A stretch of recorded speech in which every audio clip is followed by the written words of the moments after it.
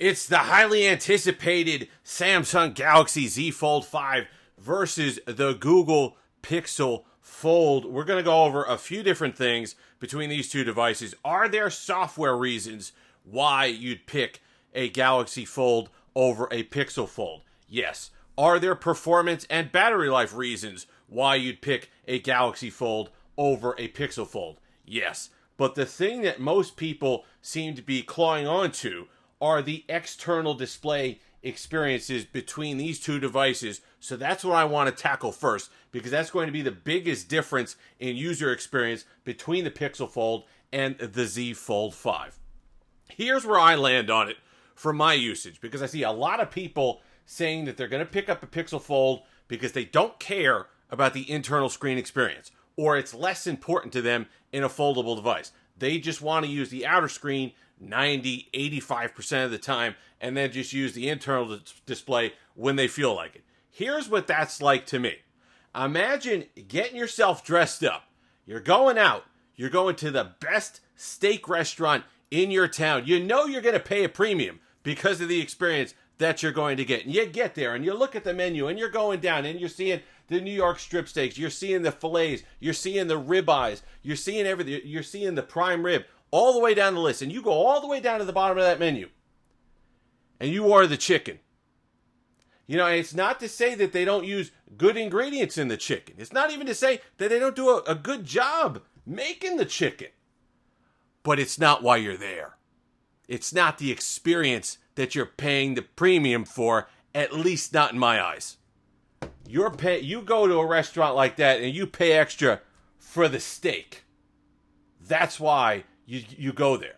And similarly, that's why you buy a foldable, because you want that internal display experience.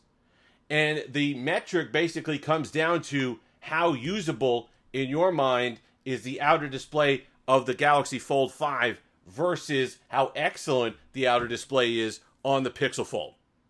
So let's go over that. There's no denying that Google, the hardware on the Pixel Fold is absolutely phenomenal. It's the best hinge of any foldable that I've felt. It's really good. It's solid. In fact, I said in my initial review videos that there's times where I just open and close it. Not because I want to use the internal display, because I don't like the experience that much, because it just feels good. And is the external display the best experience we've had yet?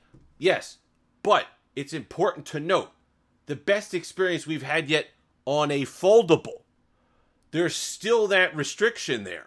It's not the best external display experience or best phone experience we have of any device, when you could get yourself an S23 Ultra, when you can get yourself a Pixel 7 Pro, and then have a great experience if you're not taking full advantage of the internal display. So just keep that in mind. Yes, this is excellent. Yes, this external display should be celebrated, because Google did a phenomenal job with it. But it's still not what you'd get on a regular slab, so the internal display experience still has to matter. And when you put them side by side and you open it up, after using the Fold 5 now almost exclusively for a week, when I went back to this, it was still cringeworthy for me. That crease, it doesn't feel like my content is on the same dimensional plane because of how just sharply it digs down. It's not a good app experience on the inside. There aren't app pairs. Stuff isn't optimized on the inside. So it brings you to a situation where, yeah, you're going to use the external display more. Yes, because it's better than most foldables that you're going to get. But because it kind of forces you to do it. Because this is for YouTube videos. It's for spreadsheets. It's for if you're using Google Apps and you're in Google Apps all day and you're looking at a lot of stuff that's optimized, then I can see this being a good experience. But if you do more, if you're creating, if you're running a business, if you're on social media for any length of time during the day, then the Galaxy Fold 5 is going to be the much better choice because of good lock, because of the app pairs, because of the app experience, which is significantly different than you get on the Pixel Fold. I mean, this is why you get a foldable in my eyes, to be able to sit there and open it up. And the external display, it's gotten better. I like the aspect ratio, the 23.1 by 9 aspect ratio better that they've had since the Fold 4. I think it makes an improvement. I think it makes it more usable. Obviously, it's not going to be as nice an experience as the Pixel Fold device, because this is a really usable outer display. But if you take it as a package as a whole, to me, the Z Fold 5 still comes out ahead. Let's talk about performance and battery. Tensor 2 is not bad. Okay, I haven't had the overheating that a lot of other people have had. That's not to say you're not having it. Google's quality control is up and down. Some devices have things, some devices don't. Tensor 2 is capable enough. You're not going to notice significant slowdown in most of the apps that you're in. But for $1,800, the Snapdragon 8 Gen 2 in the Galaxy Fold 5 is better. Is noticeably better. It's smoother. You can see the power efficiencies there and battery life, which we'll talk about in a moment. But overall, to me, it's a better chipset than the Tensor 2 that you're getting in the Pixel Fold. And when you're not, last year when we talked about the Pixel 7 Pro and the S23 Ultra, that was less of a problem for me because they were competing at different price points. When you were paying $900 for your Pixel 7 Pro, I didn't worry about that as much because you were getting close enough of the flagship power and performance of an S23 Ultra for $300 or $400 less. Not the case here. You're both shelling out $1,800 for these devices, so those little things start to add up and start to matter. And then you get to battery life, where the Z Fold absolutely crushes the Pixel Fold. I don't know what they did. I don't know if they still... I think it's a Tensor 2 wide issue, I should say. My Pixel 7a is having that problem.